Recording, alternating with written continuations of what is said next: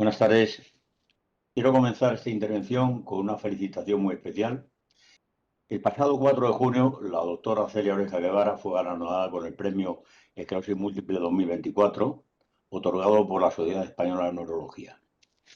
Este merecido reconocimiento pone en valor su destacada trayectoria en la investigación y su compromiso en la atención clínica de las personas con esclerosis múltiple. Desde ADEN CONCENFE agradecemos profundamente su dedicación, que supone un impulso esencial para todo el proyecto científico y la mejora de vida de las personas afectadas. Gracias, Celia, y enhorabuena. Y ahora, en primer lugar, quiero dar la bienvenida a todas las personas que nos están viendo y agradecerles que nos acompañen en esta sexta jornada científica sobre esclerosis múltiple. Hace apenas 15 años celebramos el Día Mundial de la Esclerosis Múltiple, un día en que nos unimos para dar mayor visibilidad a esta enfermedad y reivindicar derechos tanto del colectivo como del movimiento asociativo. Este año hemos vuelto a insistir en la importancia del diagnóstico temprano para tratar lo antes posible la enfermedad, ralentizar su progresión y, en consecuencia, reducir la discapacidad que genera. Por otra parte, hemos reclamado nuevamente a los poderes públicos una financiación adecuada y sostenible que garantice el futuro de las asociaciones de esclerosis múltiple y asegure el mantenimiento de su labor imprescindible para miles de personas. Otro de nuestros objetivos es ofrecer información actualizada y contrastada sobre las últimas novedades en esclerosis múltiple, motivo por el cual hemos organizado estas sextas jornadas junto a nuestro Consejo Médico Asesor. Como siempre, deseamos que sean un éxito y despierten el interés de todas las personas que nos están siguiendo. Quiero expresar mi agradecimiento a los ponentes que hoy nos acompañan y que son por orden de aparición: la doctora Celia Oreja Guevara, el doctor Roberto Suárez, la doctora Inés González y la doctora Judith Díaz. A todos ellos, gracias por su participación y colaboración desinteresada y por haber hecho posible la organización de estas jornadas. Bueno, por último y de manera muy especial, agradecer la colaboración de la empresa farmacéutica Sanofi, que ha posibilitado su realización. Sin más dilación, cedo la palabra a la doctora Celia Oreja, presidenta del Consejo Médico Asesor de ADEN CONCENFE y primera moderadora, dando así comienzo a las sextas jornadas científicas sobre esclerosis múltiple. Muchas gracias a todos. Muchas gracias, Pedro. Muchas gracias por tus palabras.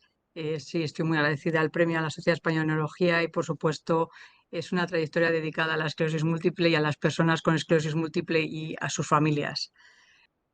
Muchas gracias a Sanofi por colaborar en estas jornadas y muchas gracias a Pedro, a Nieves y a Emilio por la organización de las jornadas y por estar siempre ahí preocupándose por los pacientes y porque la asociación funcione.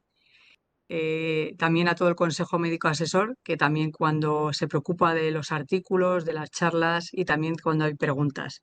De hecho, para mí es un placer que nos hayamos podido reunir hace un par de semanas y poder haber ya preparado todo lo que va a haber para este año y lo que viene. Y ya sin más dilación, yo espero que vamos a tratar varios temas distintos esta tarde y bueno, espero que vamos a tratar un poco de todo para que así todo el mundo pueda tener algo que le gusta y lo más importante es que bueno, podáis aprender o podáis saber lo que hay, cosas nuevas que hay en la esclerosis múltiple. Ya sabéis que podéis hacer las preguntas como lo estáis viendo por YouTube, lo podéis hacer las preguntas por YouTube y nosotros las vamos a recibir por el chat. Vamos a hacer las preguntas después de las dos primeras charlas y luego después de las dos últimas. Primero voy a hablar yo. Yo, como sabéis, soy jefe de sección del Hospital Clínico San Carlos, soy la coordinadora del CESUR del hospital y me dedico a la esclerosis múltiple desde hace ya más de 25 años. También soy profesor asociado en la Universidad Complutense de Madrid y soy la presidenta del Consejo Asesor, como ha dicho antes Pedro, de la asociación de AEDEN. Vale, ya sin más dilación voy a empezar a hablaros y yo más o menos una vez al año, me gusta siempre un poco contar qué hay nuevo en cuanto al tratamiento de la esclerosis múltiple y de hecho voy a hablar ahora de ello. Afortunadamente la esclerosis múltiple prácticamente cada 2 años se aprueba un tratamiento nuevo y bueno, iba a contar un poco lo que hay más o menos nuevo y lo que va a venir ahora. Entonces, bueno, esta es la lista de todos los tratamientos que hay, pero bueno, también aquí falta uno que lo voy a explicar y como se ve, cada vez hay más y más y más. O sea que esto realmente, afortunadamente, hasta ahora tenemos la suerte de que todavía los laboratorios, las farmacéuticas quieren quieren investir en los tratamientos de la esclerosis múltiple. Esperemos que siga así y que no cambien a otras enfermedades como el Alzheimer o el Parkinson o la miastenia gravis. Es importante que gracias a los tratamientos ha cambiado la evolución de la esclerosis múltiple. Cuando no teníamos tratamientos, que está en esta gráfica, veis la línea gris, esta de aquí arriba del todo, la que yo señalo, cuando no había tratamientos, los pacientes, pues en cuanto llevaban ya 10, 15 años de enfermedad, casi todos estaban ya pues con uno o con un bastón o con dos bastones. Y entonces cuando entraron los tratamientos ya en el 1995 empezó la cosa a cambiar, pero ahora ya desde el 2011, que ya tenemos tratamientos anticuerpos monoclonales, tratamientos orales, inyectables, realmente la situación ha cambiado mucho. Si veis aquí ya la curva amarilla, que es la de cuando ya están muchos más tratamientos, ha cambiado mucho y hay menos probabilidades de tener un bastón. ¿Eso qué quiere decir? Que como cada vez tenemos más y más tratamientos y además tratamos a los pacientes desde el inicio, al principio, hace 25 años tratábamos al principio al paciente al segundo brote. Ahora ya tratamos al paciente al primer brote y desde el principio. Entonces, como tratamos desde el principio y hay muchos tratamientos y cada vez que falla uno cambiamos a otro, esto ha hecho que prácticamente, que ahora ya no es como antes que a los 10, 15 años uno tenía que tener un bastón y eso, ahora ya hay muchos pacientes que llevan 25 años y no tienen un bastón. O sea que la cosa está cambiando y está cambiando a mejor. Y cada vez el paciente tiene mejor calidad de vida. Es importante cuando hablamos de tratamientos. Si esto se diapositivas, lo primero que tiene que ser un tratamiento desde el inicio. Luego, hoy hay muchos tratamientos y no todo el mundo lleva el mismo tratamiento. A lo mejor una paciente tiene uno y su vecina tiene otro, y a lo mejor tienen la misma edad y a lo mejor les empezó el mismo año, pero tienen distinto número de lesiones, tienen distintos efectos secundarios, o sea que hay que cambiar. No todos los pacientes llevan lo mismo, ni aunque tengan la misma edad, ni aunque tengan los mismos años con la enfermedad. O sea que hay que mirar siempre porque cada paciente es distinto, tiene distinta vida social, tiene distintos riesgos, tiene otras enfermedades y tiene más lesiones, menos lesiones y hay que mirarlo, ¿vale? Hay que mirar también cómo son los factores pronósticos. Existen unos factores pronósticos y sabemos que hay algunas cosas, por ejemplo, tener muchas lesiones al principio es un mal factor pronóstico, empezar desde el principio, por ejemplo, cojeando es un mal pronóstico, sin embargo, si uno empieza con visión borrosa es un buen pronóstico, entonces hay distintas situaciones y distintas cosas que hacen que podamos clasificar los factores en buenos o mal pronóstico, ¿no? Y con todo eso nosotros vamos a decidir luego el tratamiento. Hay que ver qué efectos adversos tienen. Ya, o sea, los tratamientos no son agua y todos los tratamientos tienen algo, ¿vale? Unos menos y otros más. Y luego es importante preguntar, pues, qué quiere la persona con esclerosis múltiple, ¿no? Porque a uno le gustan más las inyecciones, a otro el intravenoso, a otro el oral, a uno no quiere venir al hospital tantas veces, a otro prefiere venir más veces.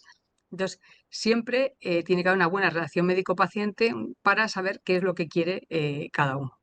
¿Y todo esto a qué nos lleva? Nos lleva a un tratamiento personalizado, con lo cual ningún paciente, ningún enfermo con esclerosis múltiple es igual que otro y puede ser que teniendo cosas parecidas, dos personas con esclerosis múltiple tengan dos tratamientos completamente distintos, ¿vale? Porque hay muchos factores en los cuales nos basamos para tener un tratamiento y de lo que se trata hoy en día es de hacer el tratamiento más adecuado para cada paciente y si luego el tratamiento falla, pues buscamos otro. Yo hoy voy sobre todo a concentrarme en tratamientos nuevos y sobre todo me voy a concentrar en los tratamientos para la progresión de la enfermedad, porque es una cosa que preocupa mucho, que antes no teníamos nada para la progresión de la enfermedad y que vamos a empezar a tener tratamientos importantes. Entonces, dos cosas que son importantes. Hasta ahora, todo lo que estábamos tratando eran brotes. Brotes quiere decir inflamación, que son cuando uno tiene una neuritis óptica, cuando uno de repente deja de poder andar bien, o cuando, por ejemplo, uno tiene todo un brazo dormido, ¿no? O sea, esos son los brotes. Vale, pues eso tiene que ver con lo que se llaman las células B y las células T.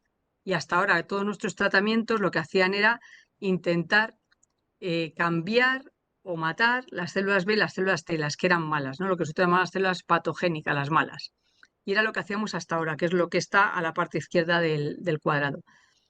¿Qué nos hemos dado cuenta? Que cuando lo que intentamos es modificar o alterar o matar este tipo de células, estamos actuando muy bien sobre los brotes, pero no actuamos sobre lo que es la parte de la progresión, de la parte crónica de la enfermedad. y nos hemos dado cuenta, aquí puesto en amarillo, que hay una célula muy importante, que es lo que se llama el sistema inmune innato, el que tenemos pues, para luchar contra los virus, cuando uno tiene un catarro, es la microglía. Y entonces hemos visto que si nosotros lo que hacemos es modificamos o eliminamos o reducimos la microglía, vamos a tener un efecto en la progresión de la enfermedad. Con lo cual ya sabemos que hay una parte del sistema inmune, el de las células T y B, que se llama adaptativo, que es sobre todo para la inflamación, y otra parte que es el sistema inmune y dentro de la microglía, que sobre todo tiene que ver en el empeoramiento progresivo de la enfermedad. Vale, entonces, cuando estamos hablando de esclerosis a brotes, bueno, esclerosis a brotes, la esclerosis múltiple remitente recurrente, tenemos varios tipos de tratamiento. Los que llamamos de eficacia moderada, ¿vale? Que son los inyectables de toda la vida y las pastillas como teriflunomida, dimetilfumarato y diroximel fumarato. Los que llamamos de alta eficacia, que es el fingolimod, el ozanimod, el ponesimod, es toda esta familia y la cladribina. Y luego los que se llaman muy alta eficacia, que son todos anticuerpos monoclonales, que sean o los ponemos de una forma intravenosa o los ponemos de una forma subcutánea. Y aquí he puesto uno en rojo porque este es relativamente nuevo, este el año pasado no lo hablé porque todavía no estaba, y este ha aparecido después, entre el verano y después del verano del año pasado. ¿Vale? Entonces es un tratamiento para los brotes, del cual voy a hablar ahora, porque es un tratamiento que ha salido justo a finales en el 24, después del verano del 24. Entonces, este oblituzumab, que es el último que ha salido y que está comercializado en España, bueno, pues es un tratamiento que es lo que se llama un anticuerpo monoclonal, como es el natalizumab, el ocrelizumab, el ofatumab, o sea, todos los que he dicho anteriormente, ¿vale? Un anticuerpo monoclonal que he dicho se pone o por intravenoso, o sea, en vena, o se pone subcutáneo, o sea, por inyección, ¿vale?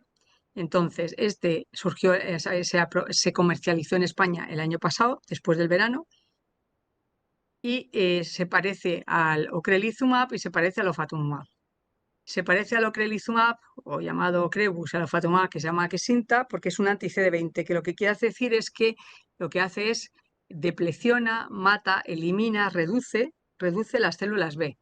¿Y por qué es importante? Porque las células B son las que, digamos así, están implicadas en los procesos malos de la esclerosis. Son una parte, las células B, de las que producen las alteraciones en la esclerosis múltiple, ¿no? Entonces, todos estos tratamientos van contra las células B y el ublituximab, que es nuevo, ¿de qué se diferencia de los anteriores? Bueno, porque esto es una segunda generación. Digamos así, cuando salió la Coca-Cola había Coca-Cola y luego salió Coca-Cola Light y luego ya después de muchos, muchos años salió Coca-Cola Cero, ¿no? Porque era distinto, porque no tenía azúcar, porque tal. Pues esto es igual. Esta es una segunda generación de anticuerpos frente a las células B, ¿vale? Y esta segunda generación con el ublituximab se diferencia en que se ha modificado con ingeniería, que esto hasta ahora no se hacía. Entonces, el tratamiento, el anticuerpo, se ha modificado y lo que se ha hecho es que se sigue dando intravenoso, igual que el ocrelizumab, pero se ha modificado de tal forma que da menos reacciones alérgicas.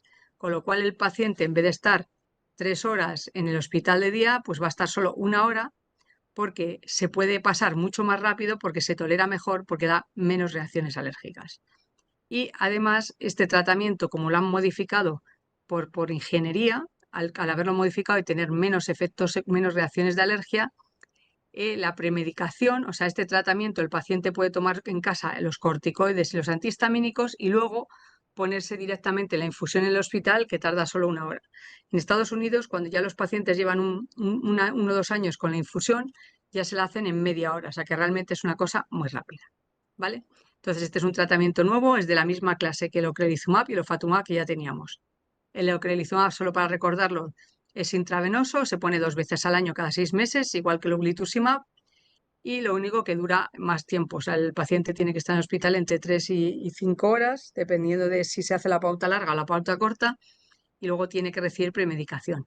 Y el ofatumumab es un tratamiento subcutáneo que no necesita premedicación, el paciente no tiene que tomar ni corticoides ni antihistamínicos y se pincha cada 4 semanas, ¿vale? Como he dicho antes, cada tratamiento puede ser para diferente tipo de personas. Hay algunos que les gusta pincharse, otros que prefieren intravenoso, venir menos al hospital, entonces hay que buscar el tratamiento más adecuado a cada paciente. Este tratamiento, el oblituzumab, se comparó contra teriflunomida y lo que hizo es que los brotes los reducía en un 60%, casi en un 60% en un estudio y en un 50% en otro. Con lo cual quiere decir que es muy eficaz este tratamiento reduciendo brotes. ¿Y qué es lo que más nos importa, aparte del reducir los brotes, que era el objetivo principal del estudio? Ver cuáles son los efectos adversos. Entonces sí que hemos dicho que en cuanto a los efectos adversos relacionados, los efectos secundarios relacionados con la infusión, con la perfusión, con lo que damos intravenoso, son menores, puesto que produce menos reacciones alérgicas, porque se ha cambiado de una forma con ingeniería. Con ingeniería se ha cambiado el anticuerpo, con lo cual tiene menos reacciones relacionadas con la infusión. Y luego, bueno, puede tener uno después podemos tener después de la infusión dolor de cabeza, un poco de fiebre, un poco de náuseas. ¿Vale? En cuanto a las reacciones, como he dicho, las reacciones a la hipoperfusión suelen ser leves o moderadas, pero suele haber muy pocas.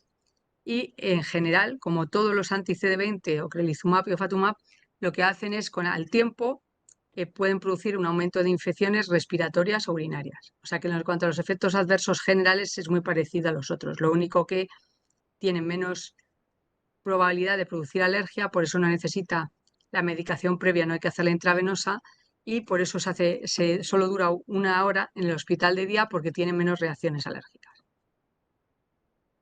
Ese sería el tratamiento que hay nuevo para las remitentes recurrentes que se comercializó en España el verano pasado.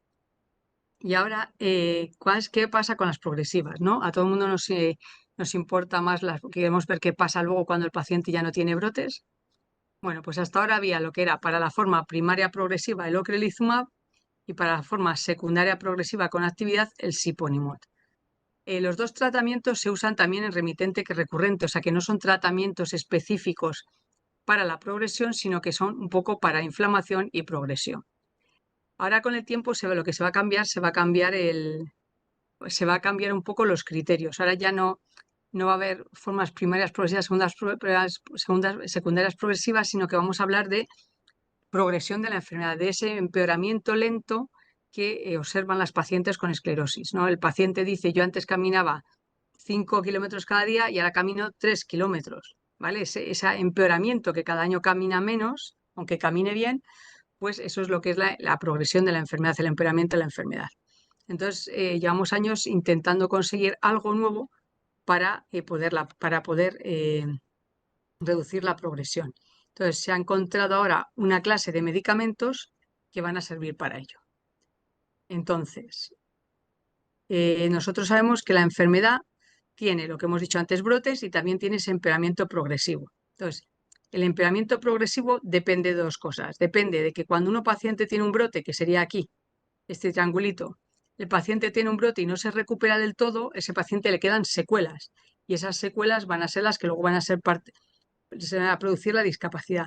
Pero aparte, un paciente, por ejemplo, que es los que están tratados ahora mismo con anticuerpos monoclonales, con los anti-CD20, o credelizumab, o ofatumumab, luego también con alemtuzumab, con natalizumab y otros, sabemos que esos pacientes a lo mejor dejan de tener brotes y a pesar de todo empeoran. Empeoran por lo que se llama la progresión, que no tiene nada que ver con los brotes, ¿no? Entonces sabemos que hay dos tipos de... El paciente se discapacita por dos cosas. Una, porque le quedan secuelas con los brotes y otro, porque la enfermedad va empeorando poco a poco. Más o menos lo de los brotes los tenemos más o menos controlados, cada vez tenemos menos y menos brotes porque los tratamientos son cada vez más eficaces, pero a pesar de todo hay pacientes que llevan 10 años sin brote y a pesar de todo siguen empeorando, ¿no? Y es para lo que estamos buscando ahora tratamientos nuevos. Y estos tratamientos nuevos, que es un nuevo grupo, que se va a aprobar el primero este año ya, son lo que se llaman los inhibidores de la BTK.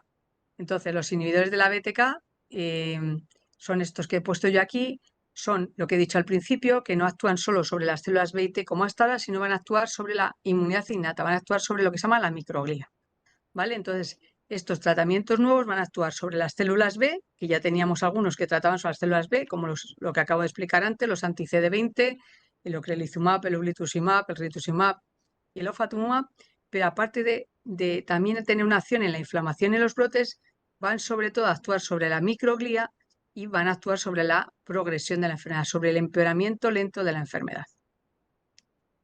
Entonces, esto se lo hacen sobre, como he dicho antes, van a actuar sobre la célula B, ¿vale? Que es lo que teníamos hasta ahora, los anti-CD20, los anticuerpos monoclonales que he explicado antes, y sobre la microglía, que esto es nuevo. Hasta ahora no teníamos tratamientos que actuaban sobre la microglía, con lo cual quiere decir que estos tratamientos van a actuar sobre la inflamación aguda, un poco sobre los brotes y sobre la inflamación crónica, que es la que lleva a la discapacidad. ¿Cuáles son estos tratamientos? Bueno, pues estos tratamientos eran 4, ahora ya solo son 3, ¿vale? Porque el evobrutinib no funcionó. Ahora mismo tenemos estos 3 tratamientos, remibrutinib, tolebrutinib y fenebrutinib, que ahora explicaré. El tolebrutinib es el que lleva ya más, se han acabado todos los estudios, se ha presentado ya, se ha escrito la publicación y el tolebrutinib se va a aprobar ya después del verano. En septiembre se aprueba en Estados Unidos y se va a aprobar en Europa a finales de año, ¿vale? Con lo cual va a ser el primer tratamiento que vamos a tener para poder tratar la progresión de la enfermedad, ¿vale? Estos tratamientos varían un poco unos van a ser una pastilla, otros van a ser 2 pastillas, ¿vale? Y luego varían un poco en qué ensayos están haciendo los laboratorios farmacéuticos, ¿vale?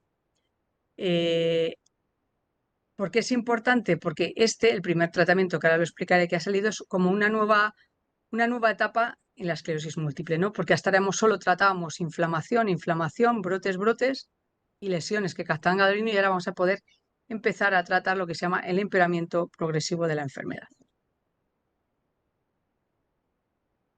Entonces, son estos que vemos aquí, entonces estos actúan sobre una determinada enzima y luego hay variaciones. Unos tienen selectividad baja, otros tienen selectividad alta, unos se llaman covalentes, no covalentes, pero bueno, eso solo para que veáis que son diferentes, no son iguales.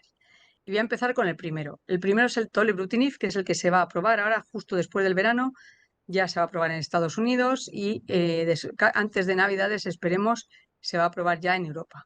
Con lo cual, los países que van más rápido, como es Alemania, probablemente en enero o en febrero ya puedan disponer del tratamiento. Aquí tardaremos más y será luego para el 26, para después del verano del 26 o un poco más allá. Este fue el primer estudio de este tratamiento, es lo que se llama fase 2. Miraron a ver cuál era la dosis más eficaz y vieron que funcionaba y que reducía las lesiones que captaban gadolina, ¿vale? Entonces, en este primer estudio, que fue el primer estudio en fase 2, se vio que funcionaba muy bien reduciendo la inflamación y como veis aquí cuando se mira al final que está en rojo, reducía la inflamación en un 85%. O sea que el tratamiento sí que reduce en cierta manera la inflamación, no tanto como los anticuerpos monoclonales, pero sí que la reduce. Entonces, cuando se acabó el fase 2, como todos los fase 2 se hacen siempre con pocos pacientes, se mira la dosis, luego se pasa al fase 3 y el fase 3 es el que luego va a hacer que ese tratamiento se apruebe. Y esto es lo que he dicho yo, este tratamiento, como ha salido bien, el estudio en fase 3 y se ha publicado, pues este va a ser el primer tratamiento que realmente va a servir para poder reducir el empeoramiento lento de la enfermedad. Y esta publicación es la que ha marcado un gran hito. Esto es lo que ha cambiado todo, porque a partir de ahora vamos a empezar a tener tratamientos para la progresión. Este es el primero, luego vendrán otros y como ya sabemos lo que pasa siempre, los otros que vendrán pues serán siempre mejores, más potentes, luego habrá de otro tipo, a lo mejor tenemos unos que al mismo tiempo que para la progresión también hacen remisión, o sea que digamos así, este tratamiento está marcando una nueva era, ¿vale? Y bueno, este lo acabamos de publicar. Yo afortunadamente he tenido que ver con el artículo. He estado en el comité de desarrollo de este tratamiento desde hace 7 o 8 años y hasta el final, ¿vale? Hasta que han salido los resultados. Afortunadamente han salido positivos. Había ciertas dudas, pero al final han salido positivos. Entonces, este estudio, que es un estudio en pacientes que no tienen brotes, no tienen ningún tipo de brotes, pues lo que más importante de todo, si os lo traigo, es porque cuando se miran los pacientes que estaban con este tratamiento, que es la línea violeta, frente a los pacientes que no la tenían, que es la línea gris, se ha reducido la progresión en un 31% a los 6 meses. Esto es muy importante. Los interferones empezaron reduciendo la progresión en un tercio también.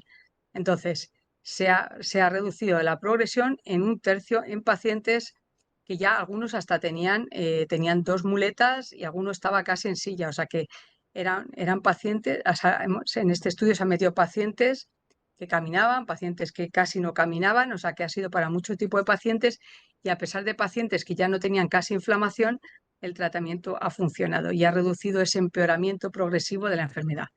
Eso se miró a 6 meses, luego también se miró cómo era el empeoramiento progresivo de la enfermedad a 3 meses y también había funcionado. Luego se miró si había una mejora en la discapacidad y también hay una mejora en la discapacidad en un 10% de pacientes. Y luego se miró también en cuanto a las lesiones que se llaman en T2. Y también había una reducción de las lesiones nuevas en T2, que eso son una inflamación. O sea que esto sería los resultados de este estudio, que es lo que he dicho, ha marcado una nueva etapa en la esclerosis múltiple, porque vamos a empezar a poder tratar ese empeoramiento lento que ocurre en la enfermedad y que no tiene que ver con los brotes en muchos casos. Y estos son los resultados de que frente a placebo lo ha reducido. Y es la primera vez, porque se han hecho muchísimos estudios. Se hizo un estudio con natalizumab, se hizo un estudio con fingolimod, se hizo un estudio en el pasado con los interferones, se hizo también un estudio con un tratamiento, que ahora no me acuerdo cómo se llama el nombre, un tratamiento de Glaxo. O sea que ha habido varios tratamientos que han intentado parar la progresión. ¿Qué es importante para el paciente, para la persona con esclerosis múltiple? ¿Qué efectos adversos tiene? ¿Qué efectos adversos tiene? Bueno, pues sobre todo puede tener un aumento de infecciones, sobre todo urinarias o respiratorias, no muchas, pero sí algunas. Y luego, lo más importante, hay que mirar el hígado, lo que se llaman las enzimas del hígado, lo que se llaman las transaminasas. Y en los primeros 3 meses hay que vigilar bien las transaminasas para que no aumenten las enzimas del hígado. Y entonces, por eso se va a tener que sacar una analítica. No está muy claro todavía si cada semana o cada 2 semanas en los primeros 3 meses. Una vez pasados los 3 meses, si no hay ningún problema en cuanto a que suban las enzimas del hígado, las transaminasas, entonces ya no va a haber problema. ¿Vale? Solo los 3 primeros meses va a haber tener que sacar de una forma muy frecuente sangre y luego ya después de 3 meses nada. Vale, entonces el tolebrutinib, en general, después estos han sido los resultados más importantes de que se publicaron en este artículo, pues reduce la progresión en un tercio, o sea, en un 31%, algunos un 10% de pacientes mejora la progresión, mejora la discapacidad y, como he dicho, el problema de seguridad, el problema de efectos secundarios más importante sería el aumento de las enzimas del hígado. También pueden aumentar las infecciones respiratorias y urinarias, pero no mucho. Vale, y luego eso es ya en cuanto al tratamiento que ya se va a probar, ¿vale? Y en cuanto a otros tratamientos que están en marcha. Bueno, pues en tratamientos que están en marcha hay 2. El fenebrutinib, que se espera que este año, entre septiembre y diciembre, nos den los resultados ya de lo que es el fase 3, que en este caso se va a hacer un estudio con primaria progresiva y un estudio con remitente recurrente. El estudio con primaria progresiva, que es para ver la progresión, es el fenebrutinib, o sea que es muy parecido al otro, es un tratamiento de estos de la BTK frente al ocrelizumab que ya conocemos, ¿vale? Entonces se espera tener resultados de este estudio, que sería importante para que este estudio demuestre que también puede reducir la progresión de la enfermedad. Se van a presentar a finales de este año, van a presentarse los resultados de este estudio. Este tratamiento ya se ha hecho en otras enfermedades y se está usando en otras enfermedades, en artritis reumatoide, en lupus, en urticaria, y se ha visto lo mismo que para el otro, que realmente el problema los efectos adversos casi todos tienen el problema de las infecciones y que puede subir un poco las enzimas hepáticas, las transaminasas. Y ya el tercero, o sea, el anterior que he hablado, probablemente los resultados saldrán a finales de este año. Todavía no se va a poder, se va a conocer más tarde, pero ya los resultados van a salir a finales de este año. Y el último que voy a decir es el que se llama el remibrutinib, que este es un tratamiento todavía más nuevo que los anteriores. En este no ha existido un fase 2 como en los otros. Este también se ha probado en urticaria y en el síndrome de Sjögren, se ha visto en otras enfermedades y se va a utilizar en esclerosis múltiple. En este tratamiento todavía hay pacientes que están entrando al estudio. O sea, todavía hay, si alguien quiere entrar en el estudio, todavía hay pacientes que están entrando en el estudio. Hasta ahora había un estudio de remitente recurrente, después del verano va a empezar el estudio de secundaria progresiva y también hay un estudio de pacientes que están en ocrelizumab y que cambian. O sea que va a haber 3 estudios de este fármaco. También afecta a lo que he dicho antes, a la BTK, entra dentro del sistema nervioso central, o sea, quiere decir que entra dentro del cerebro y por eso pueden, como estos tratamientos entran en el cerebro, por eso pueden reducir la progresión de la enfermedad.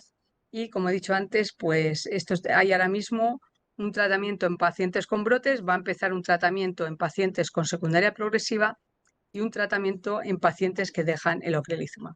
Muchas gracias.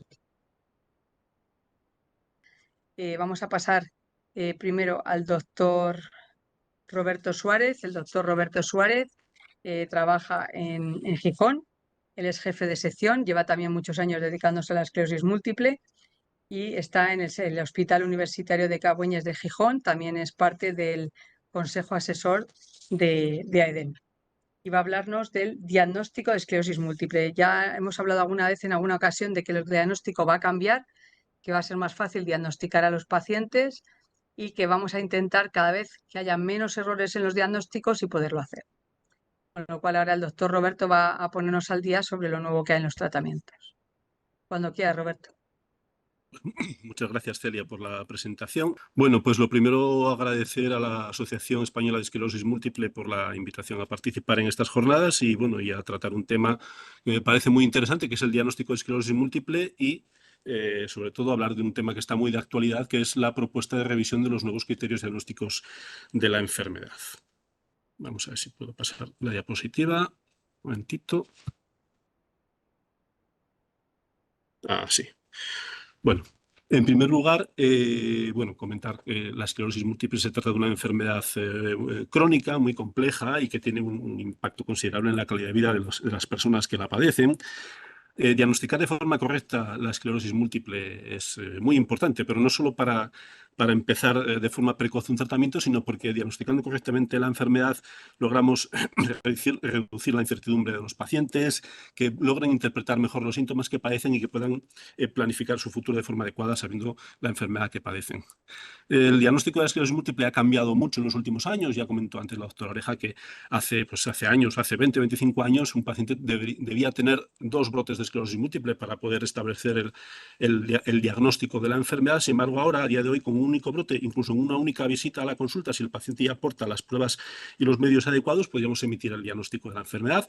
Y es probable que con la revisión que se propone de nuevos criterios diagnósticos, ese diagnóstico pueda ser aún más rápido y más preciso. Entonces, el objetivo que tengo con esta revisión es hacer un repaso a cómo ha ido evolucionando el diagnóstico de la enfermedad, repasar brevemente cuáles son las herramientas diagnósticas que tenemos y, por último, la última parte, pues comentar cuál es la propuesta de revisión de los criterios diagnósticos de la enfermedad.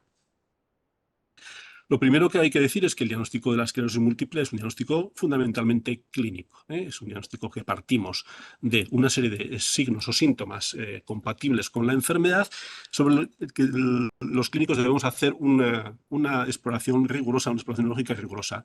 Las pruebas complementarias de resonancia y de líquido cefalorraquídeo son pruebas complementarias que son fundamentales para el diagnóstico de la enfermedad, pero que hay que recordar que son pruebas complementarias, que siempre por encima de ellas está el juicio clínico del médico que las solicita y que las interpreta. Los 4 pilares básicos para el diagnóstico de la enfermedad son estos 4 puntos que les expongo aquí.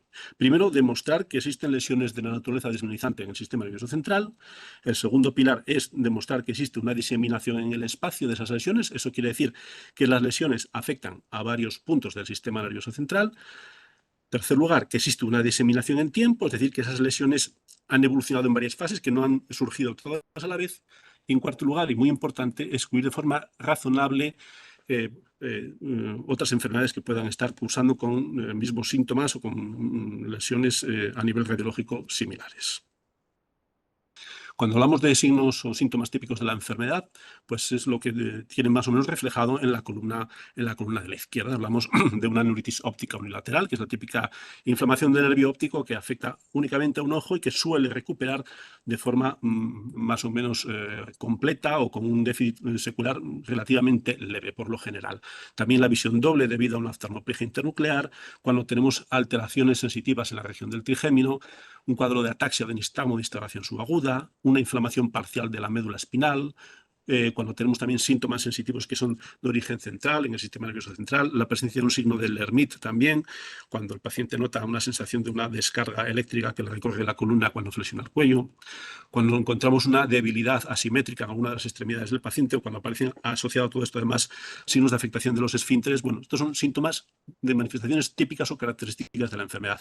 Luego hay otros síntomas similares pero que llamamos atípicos y que se denominamos red flags o banderas rojas porque su presencia en un paciente en el que sospechamos esclerosis múltiple, deberíamos ponernos en la alerta de que podría ser otra enfermedad y no una esclerosis múltiple, y deberíamos ser mucho más cuidadosos con el diagnóstico. Estaríamos hablando de una neuritis óptica cuando se manifiesta de forma bilateral o que tiene una mala recuperación después del brote. Esas oftalmoplegias que ya no se explican por una oftalmoplegia internuclear, sino que son mucho más complejas o que son fluctuantes. Cuando el paciente sobre este cuadro además tiene náuseas, tiene vómitos o tiene un hipo que son difíciles de tratar. Cuando a su cuadro clínico asocia encefalopatías, como alteración del nivel de conciencia o de la atención. En los cuadros de mielitis severas que afectan de forma completa la fuerza o la sensibilidad de miembros inferiores. Cuando en el curso de la enfermedad tenemos un deterioro cognitivo de forma precoz y que evoluciona rápido. Cuando el paciente asocia un dolor de cabeza resistente al tratamiento o asocia signos meningeos, la presencia de astenia o fatiga aisladas por sí solas o síntomas constitucionales como puede ser la fiebre, la febrícula o la pérdida de peso o la pérdida de apetito. En esos casos tendríamos lo que llamaríamos ahí una bandera roja, una red flag, y el diagnóstico de esclerosis múltiple deberíamos ponerlo en un segundo lugar y buscar otro tipo de enfermedades que puedan dar lugar a los síntomas que padece el paciente. Cuando decimos que el diagnóstico de esclerosis múltiple es un diagnóstico de exclusión, quiere decir que debemos excluir de forma razonable, como dicen los criterios diagnósticos, otro tipo de enfermedades que nos puedan simular bien los síntomas de la enfermedad o bien las lesiones radiológicas que vemos, que pueden ser otras enfermedades inflamatorias del sistema nervioso central, como puede ser el trastorno del espectro de la neuromielitis óptica, la enfermedad por anticuerpos anti-MOG o la encefalomielitis aguda diseminada. También otras enfermedades autoinmunes sistémicas que pueden afectar al sistema nervioso central, como el lupus, el síndrome de Sjögren o la sarcoidosis. También se deben descartar infecciones, como puede ser la infección por VIH, la sífilis o la enfermedad de Lyme, la neuroborreliosis. Cuadros genéticos también nos pueden dar lugar a cuadros clínicos o radiológicos similares, como puede ser el CADASIL, trastornos metabólicos como el déficit de vitamina B12, enfermedades neurodegenerativas como la esclerosis lateral primaria o incluso tumores o neoplasias como pueden ser los gliomas infiltrantes o los linfomas cerebrales. Por todo ello, el clínico está obligado a hacer una interpretación muy cuidadosa, no solo de los síntomas, sino también de lo que ve en la exploración y de todas las pruebas complementarias que solicita. La resonancia magnética ha supuesto una revolución en el diagnóstico de la esclerosis múltiple porque es la que nos va a permitir demostrar la presencia de lesiones desmielinizantes en el sistema nervioso central, incluso aunque no hayan dado clínica, y es una herramienta clave para demostrar lo que hemos comentado, la diseminación en el tiempo y en el espacio de esas lesiones desmielinizantes. Encontraríamos esas lesiones en una serie de localizaciones muy típicas que sugieren esta enfermedad, como puede ser la situación periventricular, la situación cortical o yuxtacortical, cuando tenemos las lesiones en la fosa posterior, bien en el cerebelo, en el tronco del encéfalo, en los pedúnculos cerebelosos, o cuando tenemos lesiones en la médula. Y la resonancia también es útil para demostrar lo que llamamos la diseminación en el tiempo, cuando al hacer una resonancia y administramos contraste, vemos que hay lesiones que captan gadolinio, que indican que hay actividad reciente y comparten espacio con otras lesiones que no captan gadolinio, que quiere decir que esas lesiones son más antiguas y ya estaban antes. Otra herramienta diagnóstica muy útil es el estudio del líquido cefalorraquídeo mediante punción lumbar. Es una prueba que es de mucha utilidad para apoyar el diagnóstico, sobre todo cuando estamos en casos que nos pueden plantear dudas por la clínica o por la resonancia. Lo que buscamos en el líquido cefalorraquídeo es lo que llamamos la presencia de bandas oligoclonales IgG, que no dejan de ser anticuerpos que están producidos por células plasmáticas que están presentes en el líquido cefalorraquídeo, pero que no están presentes en el suelo, lo que indica que esos anticuerpos se están produciendo dentro del sistema nervioso central. Una de las novedades de los criterios diagnósticos actuales de la esclerosis múltiple, de los que están en vigor, que son de 2017, es que admite la presencia de las bandas oligoclonales IgG en el líquido cefalorraquídeo como sustituto de la diseminación temporal. Es decir, no necesitaríamos demostrar diseminación en tiempo para poder emitir un diagnóstico de esclerosis múltiple si cumple el resto de criterios. Los criterios diagnósticos de la esclerosis múltiple no han sido los mismos a lo largo de los años, como se podrán imaginar. Han ido cambiando en función del desarrollo tecnológico y de los conocimientos de la fisiopatología de la enfermedad. Los primeros que yo conocí cuando era residente eran los criterios de Poser, que eran los que estaban en vigor cuando yo empecé los estudios de neurología. Previamente había otros criterios más antiguos, que eran los criterios de Schumacher, que esos ya no iba a utilizar, que son de 1965. La gran revolución llegó ya en el 2001, cuando aparecieron los criterios McDonald e incorporaron ya la resonancia magnética como herramienta fundamental para poder determinar la diseminación en tiempo y en espacio de las lesiones. Esos criterios McDonald han ido sufriendo con el paso de los años diversas revisiones, año 2005, año 2010, año 2017. Estas revisiones lo que han ido haciendo es aumentar las áreas topográficas en las que podemos determinar de la diseminación espacial, disminuir el requerimiento de número de lesiones necesarias, y la gran novedad de los últimos criterios de 2017 fue sobre todo la incorporación, como ya os expliqué antes, del líquido cefalorraquídeo positivo con bandas oligoclonales IgG como sustituto de la diseminación en tiempo. Estos son los criterios que actualmente están en vigor a día de hoy, que son los criterios McDonald 2017. Podemos hacer un diagnóstico de esclerosis múltiple a aquel paciente que haya tenido al menos 2 brotes de la enfermedad y tengamos evidencia clínica objetiva de al menos 2 lesiones, o bien evidencia clínica de una lesión con evidencia razonable de un brote en el pasado. En teoría, si el paciente cumple esos criterios, no necesitaríamos el apoyo de ninguna prueba más.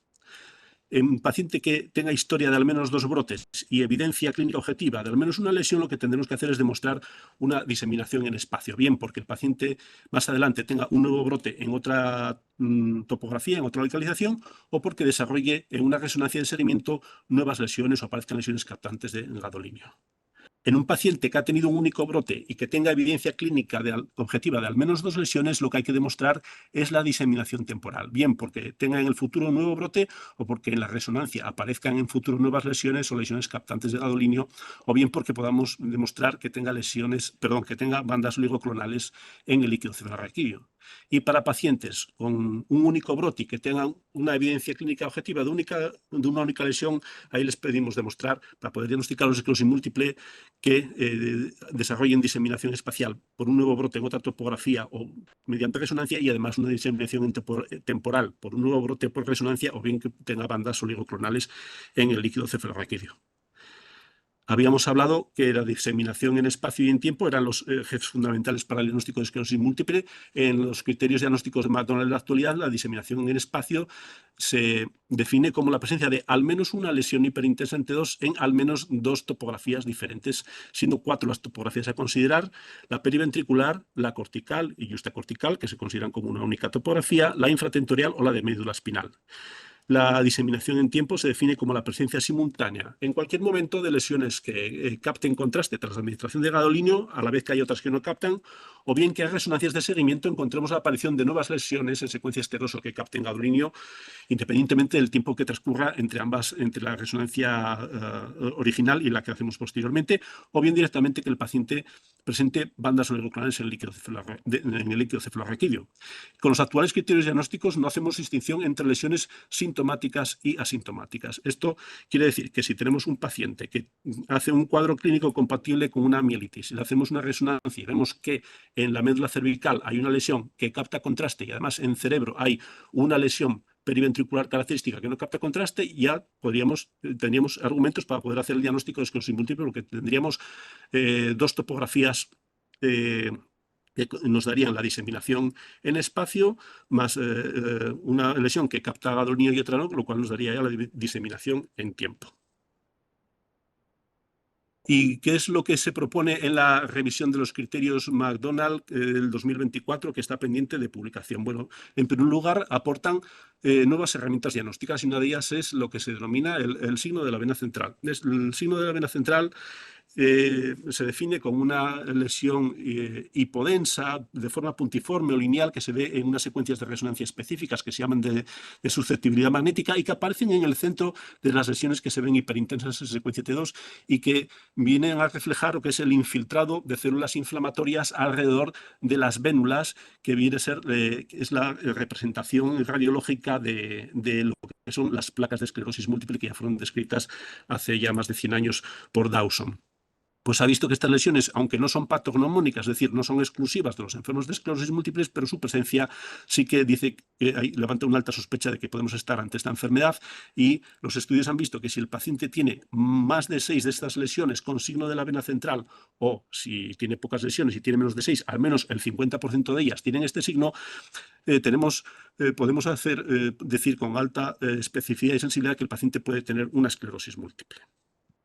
Otra nueva herramienta, también radiológica, es las lesiones con anillo paramagnético, que estas también se definen como esas lesiones que tienen un halo hipodenso a su alrededor, que se ve también en las mismas secuencias magnéticas de transferencia magnética de la resonancia y que lo que refleja es el infiltrado de células inflamatorias, que son macrófagos y microglía, que rodean a las lesiones crónicas activas y que están cargados de hierro y que se ven así en la resonancia.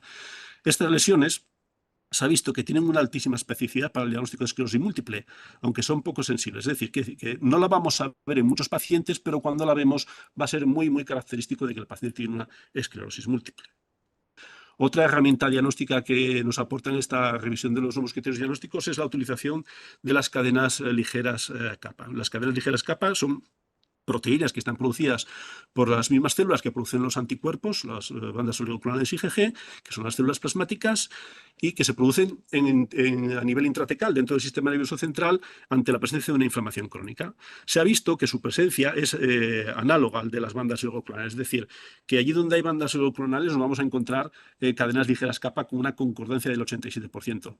¿Y qué aporta entonces si ya tenemos las bandas oligoclonales? ¿Para qué queremos las cadenas ligeras kappa? Bueno, se ha visto que la utilización de las cadenas ligeras kappa es técnicamente más sencillo, es decir, lleva menos trabajo, lleva menos tiempo de obtener y es económicamente más barato y es posible realizarla en entornos, en circunstancias donde obtener bandas oligoclonales es técnicamente difícil y por eso han decidido incorporarlas al criterio diagnóstico y son intercambiables totalmente con la presencia de bandas oligoclonales a efectos diagnósticos. Otra novedad que nos aportan esta revisión de los criterios McDonald es el poder hacer un diagnóstico biológico de la enfermedad. ¿Esto qué quiere decir? Bueno, pacientes que tienen un síndrome radiológico aislado, es decir, pacientes que nunca han tenido síntomas de esclerosis múltiple, pero consultan pues, por un traumatismo, por una cefalea, por otros síntomas, les hacen una resonancia y ven que tienen en el sistema nervioso central lesiones con características morfológicas típicas de esclerosis múltiple, aunque no hayan tenido ningún síntoma. Esto es lo que se denomina síndrome radiológico aislado y se ha visto que con el paso de los años muchos de estos pacientes acaban desarrollando finalmente síntomas de esclerosis múltiple, aproximadamente la mitad de ellos al cabo de 10 años. Bueno, pues con los nuevos criterios McDonald, con esta revisión que se propone, vamos a poder emitir el diagnóstico de esclerosis múltiple a pacientes que nunca han tenido síntomas si cumplen esta serie de criterios, si presentan diseminación en espacio y en tiempo, si tienen criterio de diseminación espacial y presentan bandas oligoclonales en el líquido cefalorraquídeo o si presentan diseminación en espacio y al menos 6 lesiones con el signo de la vena central. Esto implicaría que estos pacientes ya podrían recibir tratamiento para la enfermedad incluso antes de desarrollar los primeros síntomas.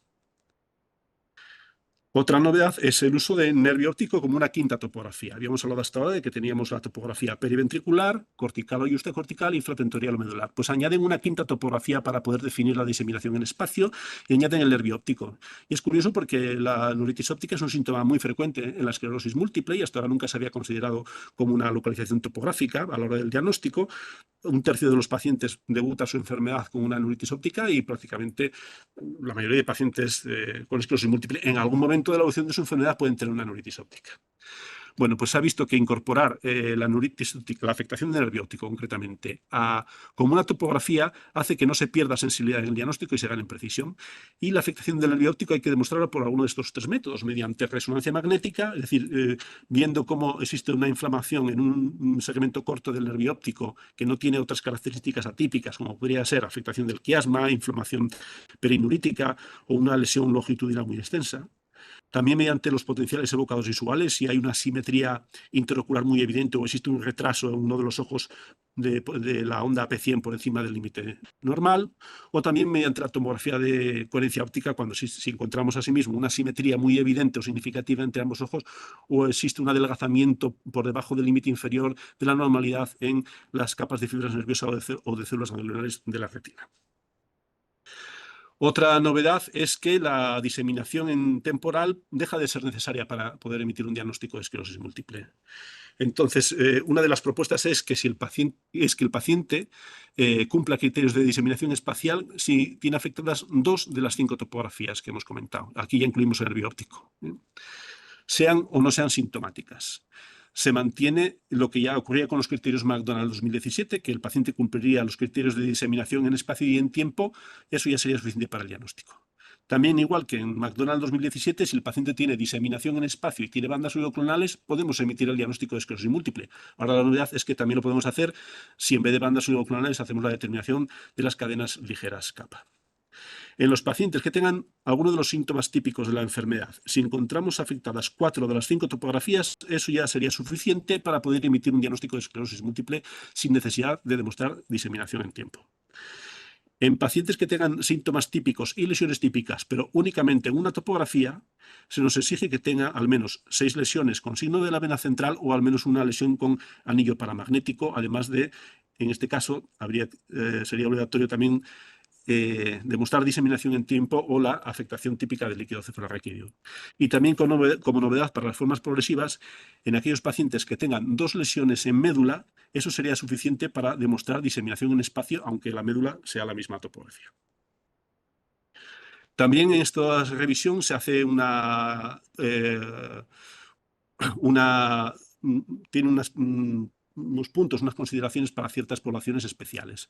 Nos dice que en aquellos pacientes que tengan más de 50 años o que tengan factores de riesgo vascular, como pueden ser hipertensión, hiperlipemia, diabetes, que sean fumadores, que tengan antecedentes de haber tenido ictus o patología vascular cerebral o que tengan historia de migrañas, hay que ser un poco más exigentes con el diagnóstico y nos exige que tengan por lo menos una lesión en médula espinal, que tengan el líquido cefalorraquídeo, las bandas subclonales o las cadenas ligeras capa, o que de las lesiones que estamos viendo en ese cerebro, 6 o más tengan signo de la vena central.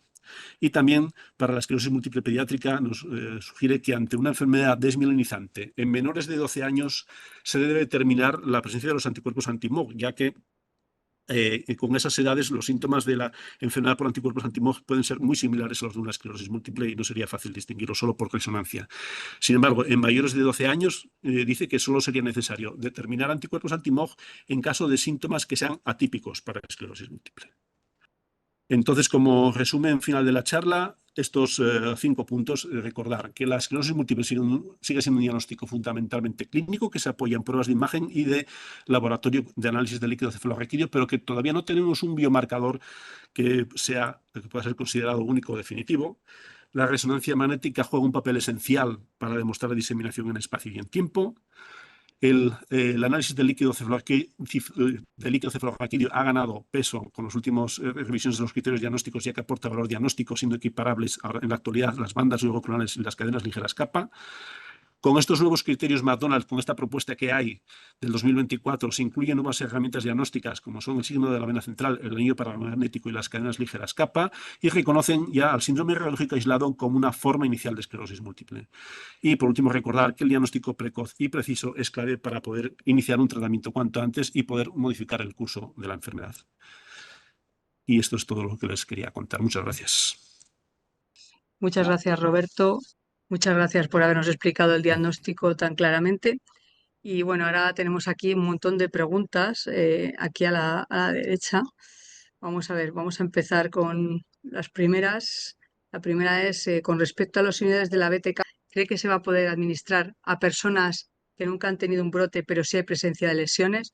Pues hombre, los BTK primero no han salido todavía y se van a ser para la progresión. Entonces, si un paciente nunca ha tenido un brote, probablemente tenga un paciente sea con una esclerosis múltiple primaria progresiva, digo yo. Entonces, para la primaria progresiva sí que se podrían utilizar los BTKs si salen los resultados positivos. Si es un paciente que tampoco ha tenido progresión y que es un síndrome radiológico aislado, entonces no. Pero un paciente que tenga una forma progresiva, si sale la primaria progresiva, sale positiva, sí se va a poder utilizar. Yo imagino que te estás refiriendo a una primaria progresiva que nunca ha tenido un brote y que tiene lesiones. Entonces, una primaria progresiva, los resultados del primero y del segundo estudio se van a presentar ahora este otoño, con lo cual si salen positivos sí se podría utilizar. Luego hay 2 veces la pregunta, ¿hay algún tratamiento para recuperar la mielina? Pues no, hasta ahora no hay ningún tratamiento para recuperar la mielina. Se está buscando, pero todos los que han intentado hasta ahora han fracasado, o sea que realmente no hemos podido. Entonces, bueno, esta pregunta que nos la puede ayudar Roberto a contestar, porque a ver, luego las que vienen más tarde, no, realmente no. Dice, le gustaría saber el estilo de vida que debería tener una persona con esclerosis múltiple para no empeorar. Bueno, pues Yo a mis pacientes siempre les intento recomendar un estilo de vida lo más saludable posible. En cuanto a recomendaciones dietéticas, cuando me preguntan por dietas, yo nunca les doy ninguna dieta mágica, si no hay ninguna dieta que sea ideal para la esclerosis múltiple. Lo que recomiendan los especialistas en nutrición para estas enfermedades es seguir la dieta mediterránea, es decir, la dieta en la que se evitan alimentos ultraprocesados y que predomina el consumo de verduras y de pescado y se evitan pues, alimentos más procesados y las carnes rojas. Eso sería pues, lo típico de la dieta mediterránea. En cuanto a estilo de vida, también yo soy muy activo a la hora de animar a mis pacientes a que busquen alguna actividad física, buscar alguna actividad física adaptada a las posibilidades de cada uno, pero yo creo que es fundamental y yo noto mucho diferencia en mis pacientes en los que mantienen un estilo de vida físicamente activo frente a los que no. Y no solo también actividad física, sino también intelectual, sobre todo en aquellos pacientes que ya tienen o se aquejan problemas de cognición, de memoria, problemas de atención, pues también realizar actividades de estimulación cognitiva, aunque no es sencillo encontrar actividades adaptadas para los enfermos de esclerosis múltiple que estén accesibles a nivel gratuito, pero también es fundamental. Pero por lo demás, intentar llevar una vida lo más normal posible. No fumar, fundamental, y reducir consumo de alcohol y llevar una vida saludable, sin más. Muchas gracias, Roberto. Y aquí hay una pregunta también con respecto a lo que tú has dicho. Dice, ¿me podrían explicar por qué se comenta por el que se comenta que a partir de los 55, espera, es que hay dos, que me dice, ¿por qué has comentado de los criterios diagnósticos a partir de 55 años? Y luego Sí. hay otra que dice que esa es una. Y luego la otra es por qué algunos no quieren tratar a los pacientes a partir de los 55 años. O sea que son dos. Una es lo Sí. de los criterios diagnósticos que se aplican ahora a personas más mayores y otra es por qué hay por qué hay cierta corriente que habla de no medicar a los pacientes a partir de 55 años. Bueno, respecto a los 50 años, a ver, eso tiene poco su explicación. La esclerosis múltiple siempre se dice que es una enfermedad de gente joven, que las edades típicas, vamos a decir típicas, de aparición es entre los 20 y 40 años, aunque cada vez estamos encontrando casos en los extremos de la vida. Y además, de hecho, estamos diagnosticando cada vez a gente más mayor. El problema con la edad es que, aparte de la esclerosis múltiple, pues aparece la hipertensión arterial, está el efecto del tabaco, está el efecto del envejecimiento natural. Si una persona de más de 45 o 50 años le haces una resonancia, aunque no haya tenido nada en su vida, es fácil que puedas encontrar alguna manchita de alguna lesión cerebral, con lo cual no podemos interpretar como esclerosis múltiple cualquier lesión de la sustancia blanca que veamos. Y cuanto más envejecido sea una persona, es más fácil encontrar lesiones de la sustancia blanca que pueden ser específicas. Por eso, a partir de cierta edad, debemos ser un poquitín más rigurosos y no hacer un diagnóstico de esclerosis múltiple ante una persona que ha tenido una pérdida de visión porque tiene unas lesiones blancas en el cerebro, porque podemos encontrarnos ante enfermedades que no tienen nada que ver con esclerosis múltiple. Yo creo que es por eso poco que a partir de esas edades tenemos que exigir un poquito más a los criterios diagnósticos y estar mucho más seguros de lo que estamos diagnosticando. Y en cuanto Muchas al gracias, Roberto. tratamiento, sí. Perdona, sigue. No, en cuanto al tratamiento, no es que no se haya que tratar a los pacientes mayores de 55 años. Yo tengo pacientes de hasta 70 años con tratamiento. Eso cada caso es cada caso, ¿no? Pero sí que es verdad que la enfermedad no es la misma con el paso de los años. La enfermedad con el envejecimiento y la inmunosenescencia, el sistema inmunitario se va debilitando y el usar fármacos inmunosupresores, pues el balance riesgo-beneficio puede no ser tan favorable como cuando lo usas en una persona más joven y hay que ser siempre más cuidadoso a la hora de utilizar fármacos, sobre todo los que afectan de forma más agresiva al sistema inmunitario. Muchas gracias, Roberto. Aquí hay otra pregunta. A ver. Dice, si durante el embarazo, dice que si los criterios diagnósticos se pueden usar durante el embarazo. En principio sí, Dice porque que ya la tuvo un situación del brote embarazo... durante el embarazo. ¿Cómo? Con brote durante el embarazo, eso yo creo que no cambia nada, ¿no? Porque no se contempla el embarazo como una... Es una situación especial dentro de la esclerosis múltiple, pero no habría distinción en cuanto a las pruebas a realizar. Bueno, realizar una resonancia en una embarazada en algunos centros pues puede ser problemático, ¿no? Aunque se considera una prueba segura, pero en algunos centros, algunos radiólogos todavía te pueden poner problema para hacer una resonancia a una mujer embarazada, sobre todo si está de pocas semanas o de pocos meses. Vale, y ahora las dos últimas preguntas, que son las dos de los BTKs, de que los BTKs preguntan si son más o menos eficaces que los anticuerpos monoclonales. Es lo que yo he dicho antes, los BTKs no son realmente para la inflamación, solo la reducen un 30%, lo que reducen sobre todo es la progresión, o sea que los anticuerpos monoclonales son más eficaces para la inflamación. Y luego también pregunta cuál es el grado de eficacia, pues el tolebrutinib más o menos reduce en 1/3 la progresión de la enfermedad. ¿Vale? Vale, pues entonces esta ya era la última pregunta sobre los BTKs. Con esto acabamos la primera parte y volvemos a... Muchas gracias, Roberto, por aclararnos todo sobre el diagnóstico y volvemos otra vez, bueno, pues a las 5:10. Nos volvemos a conectar a las 5:10. Muchas gracias.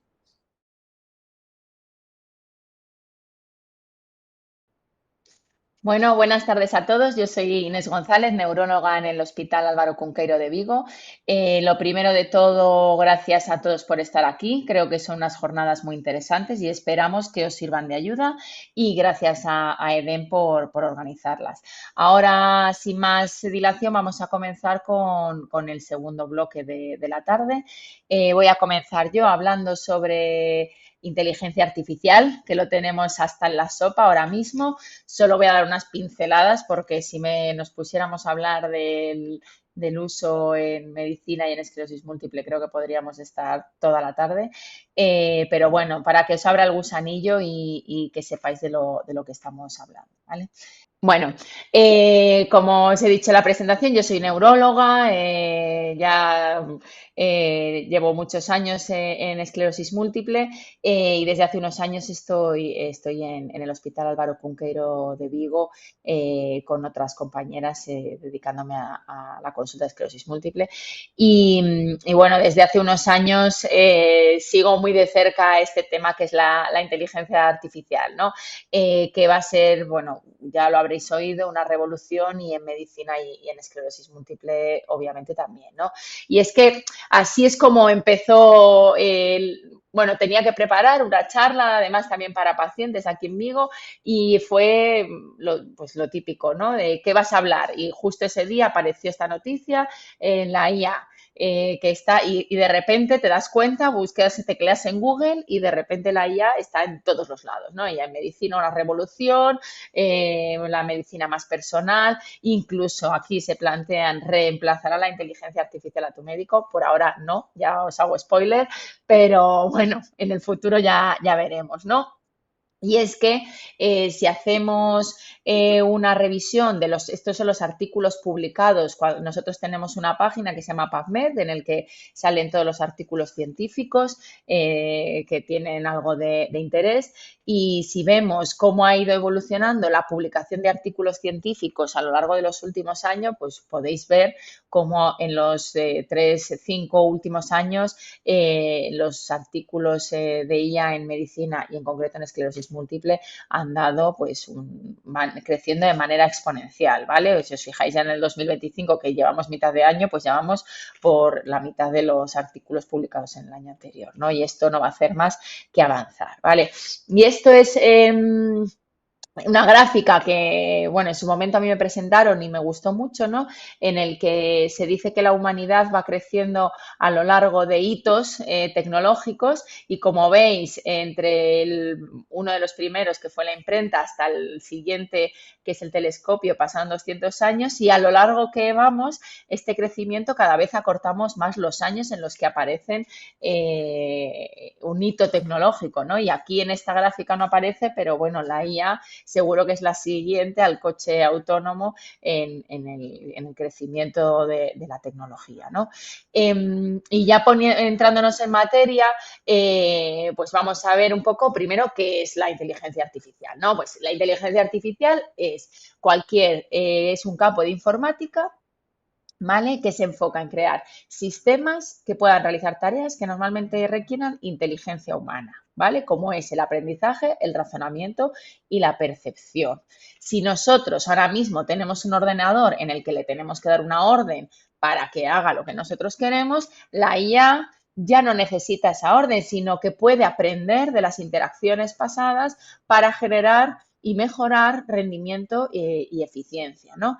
Y es un término general. Dentro de la IA vamos a tener varios subcampos, ¿vale? Como veis, en un nivel más avanzado dentro de la inteligencia artificial estaría el Machine Learning, que es un subcampo, y luego aún dentro estaría el Deep Learning. Y aún más avanzado, que en esta charla no vamos a entrar, estaría la IA generativa, ¿vale? Que es el ChatGPT que todos conocemos. ¿Qué diferencia hay? El Machine Learning lo que hace son sistemas que aprenden sin la intervención humana, es decir, sin que yo le tenga que decir 2 más 2 son 4 o doy enter y aplico y abro esta aplicación, y el Deep Learning ya utiliza como redes neuronales que imitan el sistema del cerebro humano. ¿Vale? Para que lo entendáis un poco, dentro del Machine Learning podemos hacerlo que nosotros supervisemos lo que está la información que él está analizando, ¿no? Yo le digo cuadrados azules y cuadrados rojos y triángulos azules, y él por sí mismo es capaz de identificar qué es un cuadrado, qué es azul y qué es rojo, y los clasifica de manera adecuada, pero yo le estoy supervisando y le estoy dando esa información.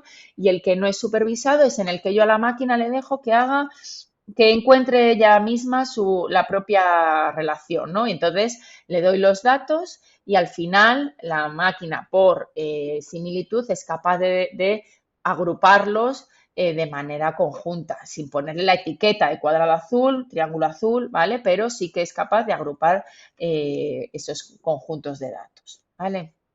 Y estamos ahora mismo, para que veáis todos los campos en los que se está utilizando la inteligencia artificial, que la salud es uno de ellos, pero es que ahora mismo lo tenemos en nuestro día a día, compras online, domótica, administración pública, etcétera, ¿vale? Y en medicina no solo vamos a tener su uso a nivel asistencial en la prevención, tratamiento y seguimiento de los pacientes, sino que también va a suponer un gran avance a nivel de investigación, ¿vale?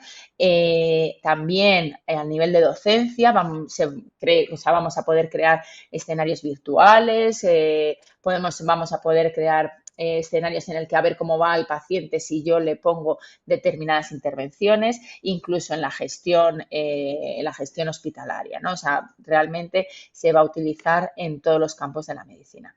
Y aterrizando lo que es por lo que estamos aquí esta tarde en la esclerosis múltiple, ¿cuál es su potencial uso, no?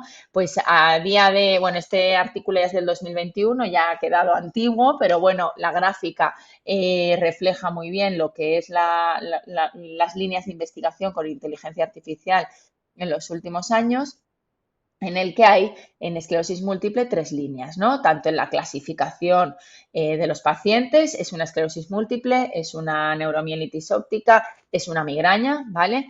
Como en el diagnóstico de los pacientes, diagnosticar bien, de manera precisa, y en la predicción, ¿no? Cómo va a ir el paciente a largo plazo con estas características que tenemos de manera basal, ¿no? En el diagnóstico, pues como ya os ha explicado antes Roberto, hay unos criterios, ¿vale? Que tienen una sensibilidad y una especificidad, es decir, la especificidad, lo que quiere decir estos criterios es que yo cuando te diga a ti como paciente eres una esclerosis múltiple, nunca se está al 100% seguro, pero al 90% seguro de que realmente tienes una esclerosis múltiple y no te esté poniendo una etiqueta errónea, ¿vale? O poniendo un tratamiento que no necesitas. Y ya hay varios estudios publicados en este campo y la precisión, bueno, pues las precisiones de los modelos van entre un 60 hasta un 98%, ¿vale? Y no solo se utilizan estudios con resonancia magnética, también se utilizan datos, hay modelos que utilizan datos clínicos de laboratorio, neurofisiología, etcétera, ¿vale? Este trabajo es uno de los clásicos que se presentan siempre en las charlas de esclerosis, en el que comparan cómo lo hace un programa de inteligencia artificial frente a 2 neuroradiólogos expertos y les ponen unas resonancias y a ver quién acierta más, ¿vale? Y no sorpresa, el algoritmo es mejor sin ningún otro tipo de información, ¿vale? En clasificar a los pacientes como una esclerosis múltiple frente a los 2 neuroradiólogos expertos, ¿vale? Entonces, realmente esto nos va a ayudar mucho en la práctica clínica diaria. En cuanto al pronóstico, pues sobre todo y ahora, muchos lo sabréis, hay una limitación, ¿no? de saber qué pacientes, de identificar qué pacientes van a desarrollar no solo una esclerosis múltiple, sino aquellos que van a ir mal, que van a responder mal a nuestros tratamientos, ¿vale? El saber esto en un futuro quizás nos pueda hacer que indiquemos tratamientos de manera individualizada para cada paciente, ¿no? Entonces, bueno, también es una herramienta importante. También hay algunos trabajos, son menos, ¿vale? Son más limitados, pero bueno, tenemos trabajos. Este trabajo, por ejemplo, clasificaba a los pacientes con una precisión del 95% y predecía la progresión en un 83%, ¿vale? Y además, bueno, como ventaja pongo ahí que no utilizaban datos de resonancia, que a veces la resonancia, bueno, puede estar más limitada en algunos centros hospitalarios. Y por último, en la selección del tratamiento, ya os lo que os dije antes, ¿no? El identificar características que hagan que un paciente vaya a ir mejor con un tratamiento o con otro. Incluso no que vaya a ir mejor, ¿no? Sino que yo pueda predecir qué efectos adversos pueda tener ese paciente. Ya os avanzo que en este campo es el que está más limitado a día de hoy, porque requiere muchos datos, ¿vale? Luego os lo comentaré, nos espera un futuro prometedor, pero hay ciertas limitaciones en la inteligencia artificial que hacen que aún no la podamos usar de manera habitual en nuestro día a día, ¿vale? Otro de las utilidades que puede tener la inteligencia artificial es esto de los biomarcadores digitales, ¿no? Que esto sí que yo creo que tarde o temprano va a llegar porque realmente en nuestra mano tenemos una herramienta súper potente, ¿no? Que es el teléfono móvil. Lo utilizamos a todas horas y realmente tiene un montón de sensores que nos puede dar una información muy útil en nuestro día a día. Esto como principal biomarcador digital, luego hay otros, pero bueno, sí que la idea es que un poco nosotros con nuestro teléfono móvil seamos capaces de monitorizar a lo largo de un día pues cómo caminamos, cómo tecleamos en el teléfono, incluso cómo hablamos y a través de un algoritmo y de que este algoritmo trabaje todos los días, en un momento puntual nos pueda identificar y decir, aquí ha habido un deterioro o este deterioro se está manteniendo de manera a lo largo del tiempo, ¿no? Aquí hay que hacer algo porque hay algo que no está yendo bien.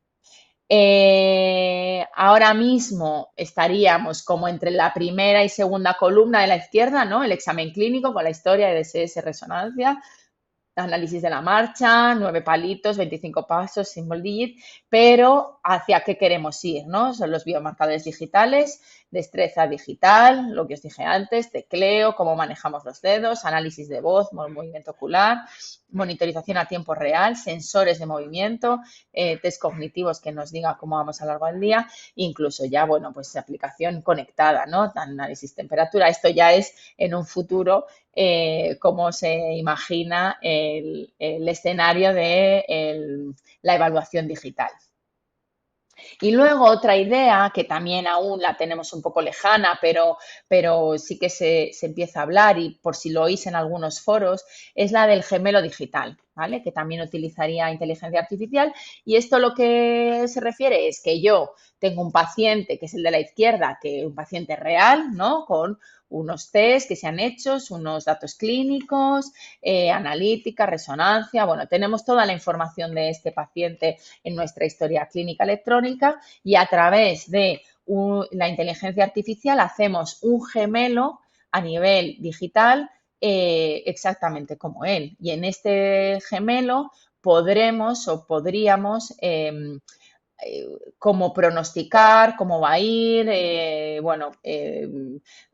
sobre todo la idea es para ayudar a mejorar el tratamiento, promover incluso estilos de vida, ¿no? Yo tengo una gráfica de, por ejemplo, niveles de colesterol que está yendo en aumento, pues si yo aplico en este momento un estilo de vida, ¿cómo va a ir en un futuro? ¿Cómo vamos a predecir eso?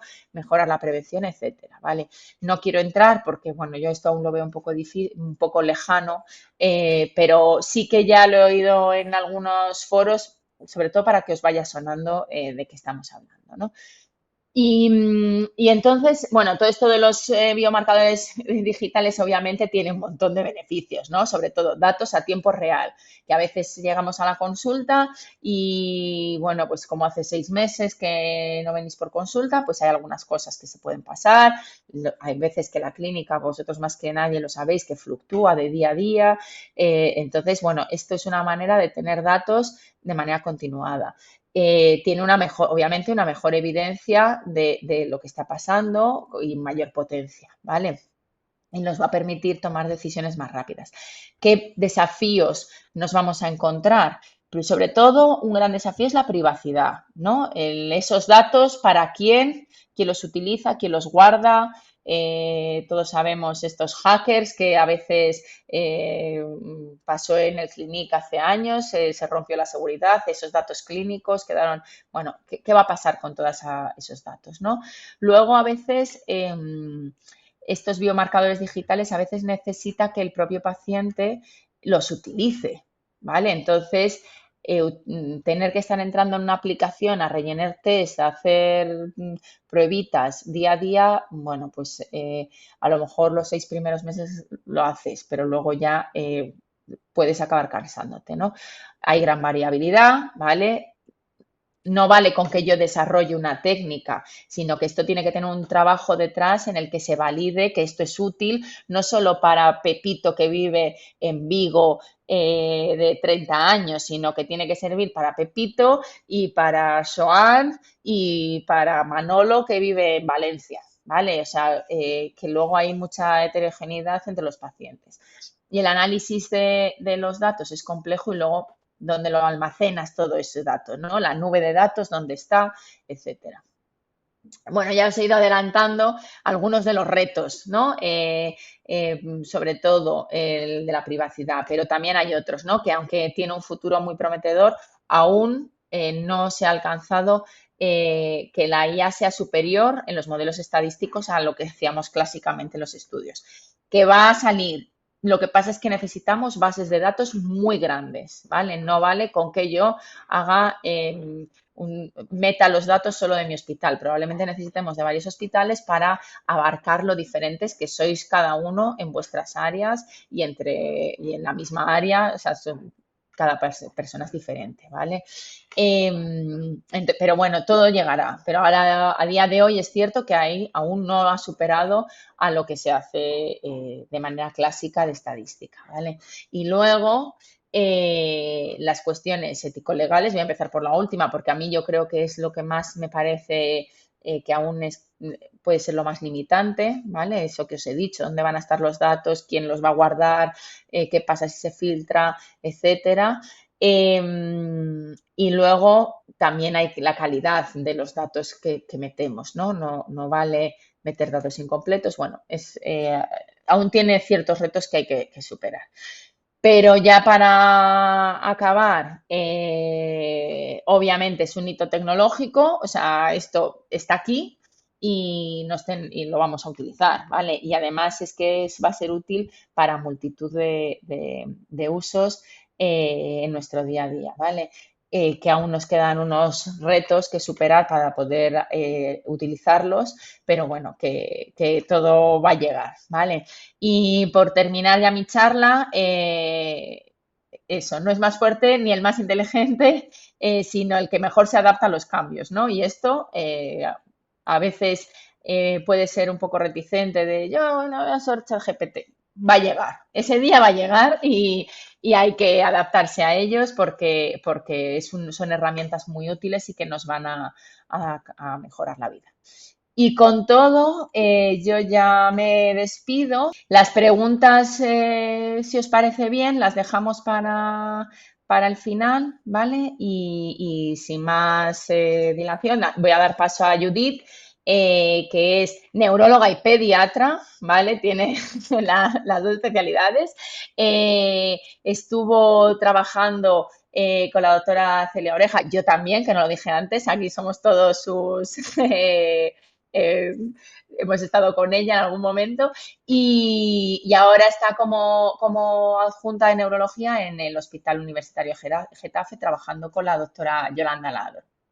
Judith nos va a hablar del uso de tratamientos genéricos y biosimilares, que también es un tema muy candente en el día a día ahora mismo. Bueno, muchas gracias Inés por la presentación y gracias a la EDEN por contar conmigo. Mi charla es sobre el uso de tratamientos genéricos y biosimilares en esclerosis múltiple, que creo que es algo bueno, que está como muy en boga ahora mismo y que a los pacientes os puede generar muchas dudas, ¿no? El por qué si yo llevo más de 10 años tratado con Aubagio, he ido a la farmacia del hospital y en vez del Aubagio me han dado otro fármaco que se llama teriflunomida, ¿vale? Lo primero, esto es un resumen de los tratamientos que hay actualmente en la esclerosis múltiple, desde los interferones hasta los últimos tratamientos. En rojo os marco los tratamientos genéricos que hay y en azul el tratamiento biosimilar que hay actualmente, que es el natalizumab intravenoso, ¿vale? Como podéis ver al final de las fechas está el natalizumab subcutáneo, que no está subrayado porque no existe como biosimilar y ya os explicaré por qué. Para empezar, ¿qué es un fármaco original? Bueno, un fármaco original también se llama medicamento original o medicamento de marca. Y es el fármaco desarrollado y patentado por un laboratorio farmacéutico que ha demostrado su eficacia y seguridad a través de extensos ensayos clínicos. Es el fármaco innovador, desarrollado a través de investigación y protegido por una patente. ¿Pero qué es esto de la patente? Bueno, pues la patente del fármaco es una cosa que es exclusiva del laboratorio que lo desarrolló. Y significa que tienen derecho exclusivo de comercialización durante un periodo de tiempo.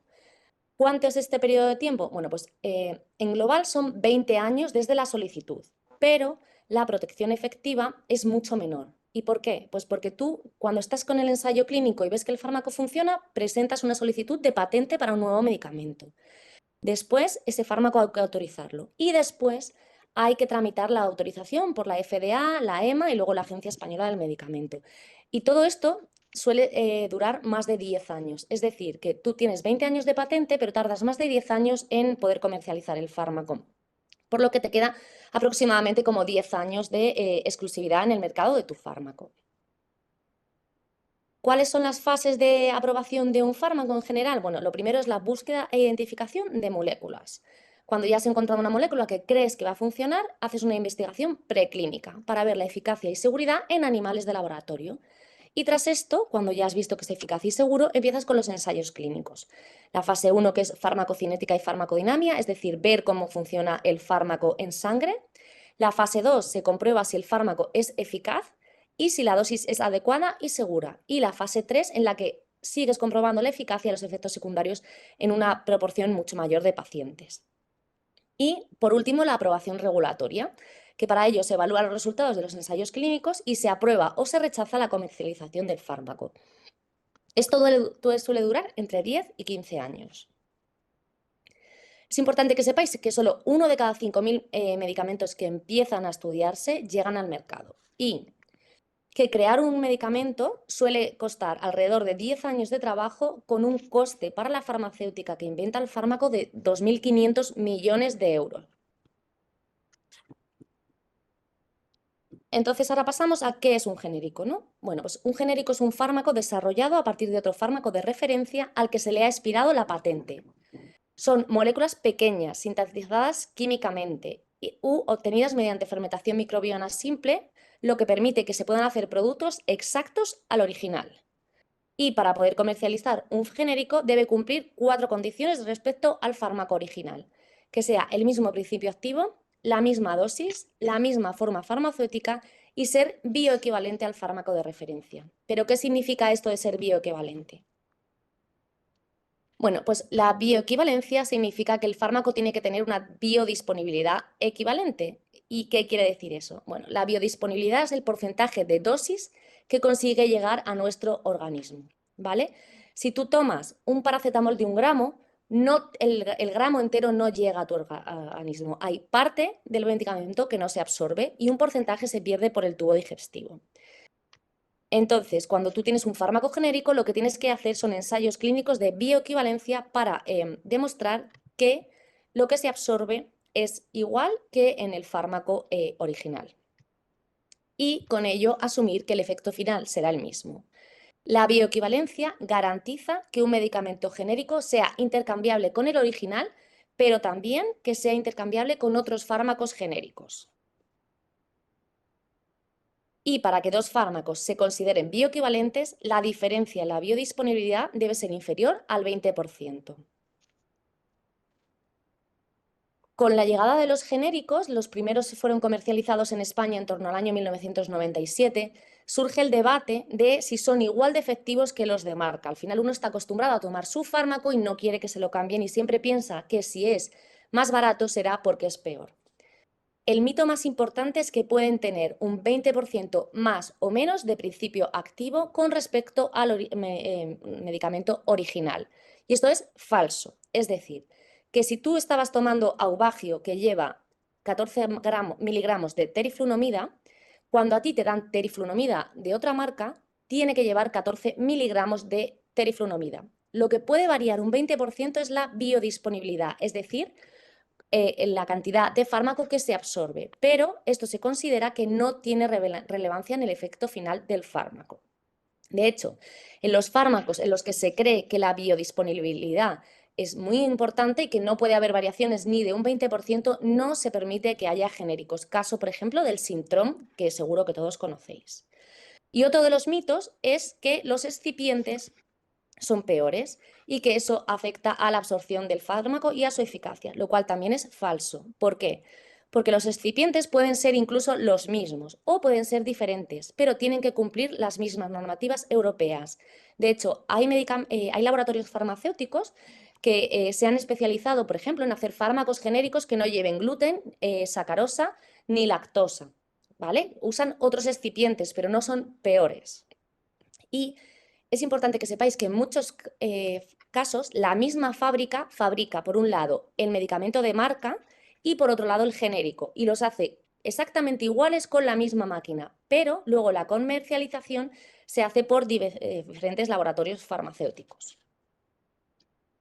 ¿Y por qué hay genéricos? Si yo estoy bien con mi fármaco, ¿por qué tienen que sacar un fármaco genérico? Bueno, pues la gran ventaja de los genéricos son los costes de desarrollo, que son mucho menores, porque no es necesario desarrollar una nueva molécula. Es una molécula que ya está inventada y no hace falta hacer ensayos clínicos ni preclínicos. Solo hay que hacer ensayos de bioequivalencia, lo que hace que el coste sea mucho menor.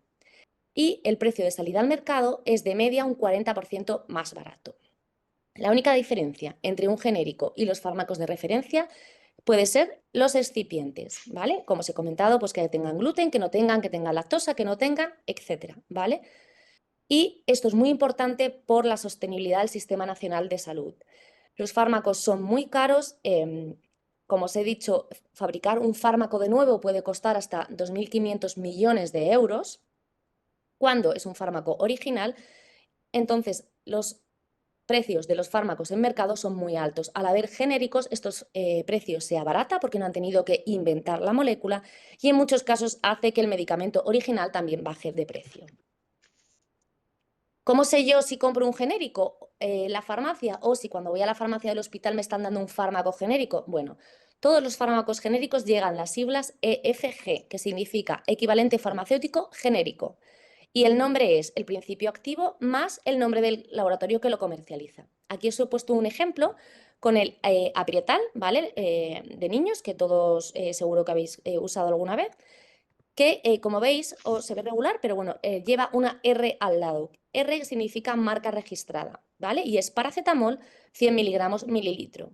Pero cuando se va a comprar a la farmacia, en vez de Aprietal, te pueden dar cualquiera de estos paracetamoles. ¿Cómo se sabe que es genérico? Pues este primero, paracetamol, que en Pharma, que es el nombre de laboratorio, y aquí abajo pone EFG. En el siguiente, paracetamol Level EFG, y en este, paracetamol Normon EFG. ¿Qué fármacos genéricos existen en la esclerosis múltiple? Bueno, pues el acetato de glatirámido, que el fármaco original es el Copaxone, el fingolimod, fármaco original Gilenya, la teriflunomida, fármaco original Aubagio, el dimetilfumarato, fármaco original la Tecfidera y la fampridina, fármaco original la Fampira. Y ahora pasamos a los biosimilares. Uno se puede preguntar que por qué, si los genéricos son fármacos iguales que el original, hay otra cosa que son los fármacos biosimilares y no hay un genérico de fármacos biológicos. Bueno, porque los genéricos, como hemos dicho, se sintetizan de forma química. En cambio, los fármacos biosimilares se desarrollan a partir de otro fármaco biológico y deben de cumplir las siguientes condiciones: misma composición, misma dosis, misma vía de administración, misma eficacia y seguridad. Pero estos fármacos no se producen de forma química, se producen por síntesis biológica y se obtienen a partir de un organismo vivo, por lo que pueden existir diferencias en el producto, ¿vale? No son copias exactas, a diferencia de los fármacos genéricos. Los fabricantes de productos biológicos deben cumplir con un amplio conjunto de regulaciones y normativas para asegurar la calidad, seguridad y eficacia de los productos biológicos. Y se deben realizar ensayos preclínicos en animales o in vitro y clínicos en humanos para asegurar la similitud. ¿Eso qué significa? Misma dosis, misma vía de administración, misma eficacia y misma seguridad que el fármaco original. Y por tanto los costes de desarrollo son elevados. Es un proceso mucho más complejo que crear un fármaco genérico. ¿Pero por qué, si yo estoy bien con mi tratamiento, tengo que cambiar a un biosimilar? Bueno, porque el precio de salida al mercado es de media entre un 15 y un 30% más barato que el fármaco original. Y, como hemos dicho, necesitan ensayos preclínicos y clínicos que aseguren la similitud, misma vía de administración, misma dosis, misma eficacia y mismos efectos secundarios. Pero entonces, ¿por qué son más baratos? Bueno, pues la principal diferencia en el coste respecto al medicamento original es que no es necesario buscar e identificar fármacos nuevos. Ya se conoce que hay un fármaco que funciona. Y tampoco es necesario hacer un marketing y una promoción del producto, porque ya se sabe que ese fármaco funciona y todo el mundo conoce el fármaco original. Entonces, ¿por qué hay biosimilares y por qué hay que cambiar? Pues por lo mismo que los genéricos, por sostenibilidad del Sistema Nacional de Salud con estos fármacos que son tan caros en una enfermedad que es crónica y que la idea es que el paciente esté muchos años con el fármaco. ¿Qué fármacos biosimilares hay en esclerosis múltiple? Pues el natalizumab intravenoso, ¿vale? El Tysabri, pero no el subcutáneo. ¿Por qué? Porque el Tysabri subcutáneo apareció muchos años después, entonces todavía tiene la patente. En cambio, el Tysabri intravenoso, su patente expiró y en 2024 apareció el primer natalizumab intravenoso biosimilar. Y luego, por otro lado, está el rituximab, que es un tratamiento, como sabéis, que en esclerosis múltiple se usa como tratamiento por uso compasivo, que el nombre original es el Mabtera. Entonces, ¿cuáles son las diferencias entre un genérico y un biosimilar? Los genéricos son bioequivalentes, igual composición cuantitativa y cualitativa, en cambio los biosimilares son biosimilares, no son idénticos. La síntesis de los genéricos es química o por fermentación microbiana, mientras la síntesis de los biosimilares es a través de líneas celulares por síntesis biológica y cada laboratorio tiene la suya. Los genéricos están regulados por la Agencia Española del Medicamento, los biosimilares están regulados por la Agencia Europea del Medicamento y también por la Agencia Española del Medicamento. Los genéricos se pueden sustituir por el original y se pueden sustituir entre otros genéricos. Puedes tener un paracetamol de distintas compañías farmacéuticas y no hay ningún problema. Los biosimilares no se pueden intercambiar ni sustituir entre ellos. Puedes tener siempre el mismo biosimilar, pero no cada vez que te vayas a administrar el tratamiento un biosimilar distinto. Los genéricos precisan estudios de bioequivalencia, pero los biosimilares precisan ensayos clínicos y preclínicos. El tiempo de desarrollo de un fármaco genérico es entre 3 y 4 años y de un biosimilar entre 7 y 9 años. Y los genéricos generan bajo coste de producción, sin embargo los biosimilares producen un alto coste de producción casi similar al tratamiento original.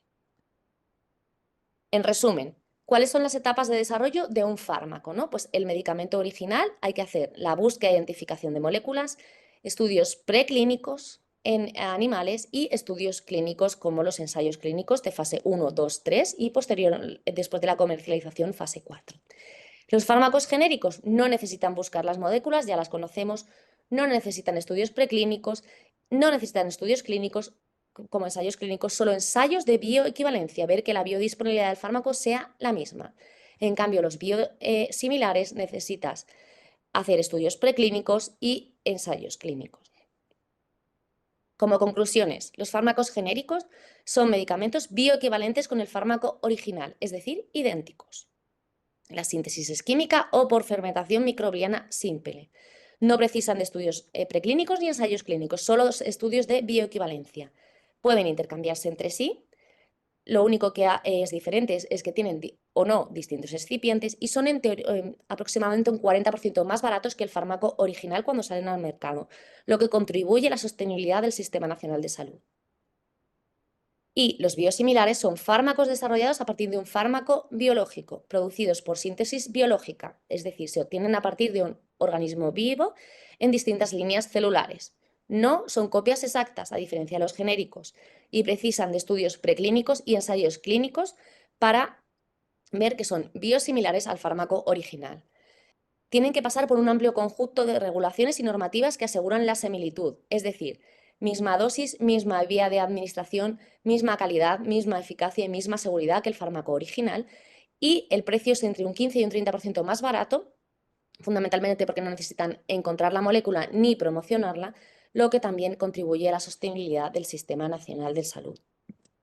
Muchas gracias. Pues muchas gracias, Judith. La verdad es que ha estado muy bien tu charla. Si hay preguntas, las podéis poner por el chat. Aquí hay una que me pregunta si hay alguna aplicación de inteligencia artificial, con inteligencia artificial que sirva para un paciente con neuralgia del trigémino predecir brotes. No, no hay a día de hoy, no está tan avanzada. Y supongo, y en el futuro las habrá, o sea, de eso no tengo ninguna duda, pero va a necesitar más datos, no solo con neuralgia del trigémino saber si va a tener más brotes en el futuro o no. La experiencia nos dice que la esclerosis múltiple a veces es difícil de predecir en la práctica clínica diaria, pero bueno, todo ya se verá, el futuro nos lo dirá. ¿Tenéis alguna pregunta más por el chat? La verdad es que el tema de los biosimilares y de los genéricos creo que es una preocupación muy frecuente y yo solo te quería hacer una pregunta muy fácil, Judith, únicamente para los pacientes. Tú que habrás vivido el cambio de la marca al genérico, ¿has notado alguna diferencia?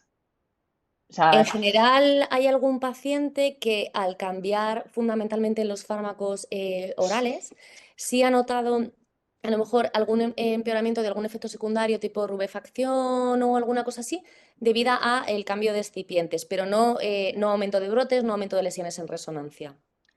esa es la impresión que a mí también me da. O sea, yo que le digo para que bueno, los pacientes que estén conectados se queden tranquilos, ¿no? Que realmente hay la seguridad de que de eficacia los fármacos van a ser igual. Algún efecto secundario en algún paciente puntual puede aparecer, pero nada más. Pues muy bien, yo creo que si no hay más preguntas, ya voy a dar paso a la doctora Oreja para que clausure la charla de hoy. Y nada, otra vez volveros a dar las gracias por estar ahí. Pues, muchas gracias, Inés, muchas gracias, Judith. Bueno, yo creo que las jornadas hemos puesto un poco al día todo lo que había hoy. Os hemos contado los nuevos tratamientos que van a venir, uno que ya está, que es el ublituximab, que es un anticuerpo monoclonal o anti-CD20. Este no tiene genérico, no tiene biosimilar todavía, por eso no lo hemos contado, porque es nuevo. Como os ha dicho la doctora Díaz, cuestan mucho los tratamientos y cuando se les pasa la patente, luego ya viene el biosimilar. Entonces, el ublituximab es nuevo, es del año 2024.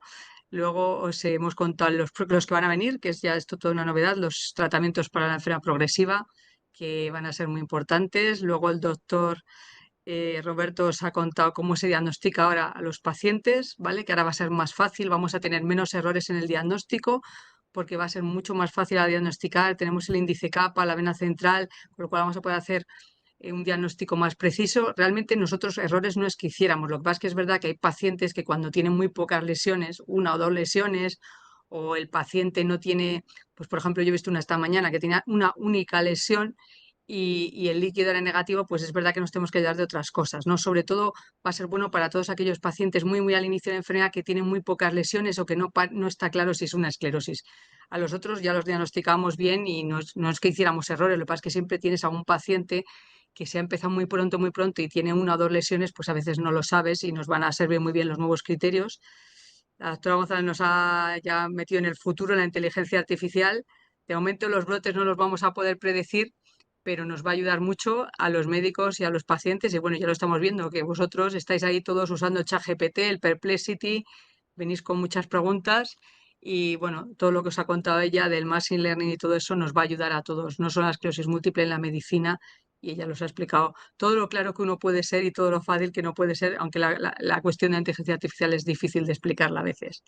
Y luego ya, por último, la cuestión de los biosimilares y de los genéricos, que es importante, ¿no? Si queremos seguir teniendo tratamientos nuevos que nos ayuden y que son muy caros, pues tenemos por otro lado, si tenemos un sistema muy caro, pero por otro lado podemos tener los mismos tratamientos que antes, pero más baratos, pues nos ayuda a poder conseguir más tratamientos nuevos y los otros utilizar los genéricos y los biosimilares. Con lo cual yo creo que ha quedado, habéis aprendido un poco de todo, biosimilares, nuevos tratamientos, inteligencia artificial y los nuevos criterios diagnósticos, los nuevos que van a salir también este verano, o sea que os hemos puesto al día.